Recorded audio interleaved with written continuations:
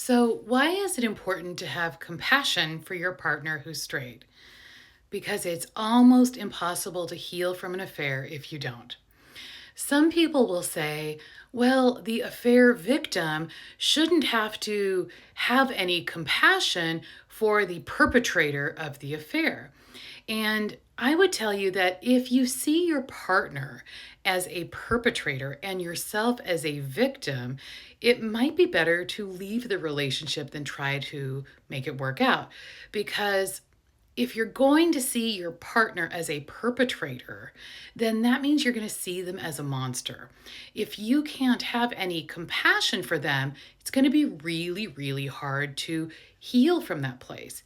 I will always be encouraging you to have compassion for your partner and for yourself. You have every right to feel all of the feelings you feel, right? Hurt, devastated, angry, betrayed, disgusted, scared, all of that. You're completely allowed to feel all of that. We can feel two things at once, right? We can feel disgusted and hurt, so even more than two things.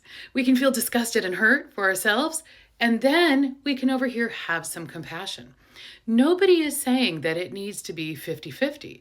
It might not, even be 90-10. Maybe it's 99% of the time you're feeling your feelings, but at least 1% of the time, try to have compassion for your partner's feelings.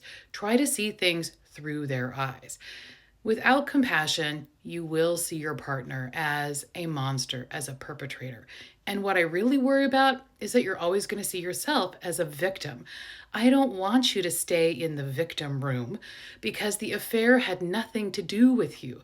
It really had everything to do with your partner trying to cope with their feelings. So try to resist having that mindset. I know it's very hard because something horrible happened to you, but you weren't chosen for that specifically. It really had nothing to do with you and everything to do with them. Instead, see them as an injured, flawed, hurt person who did a bad thing but isn't a bad person.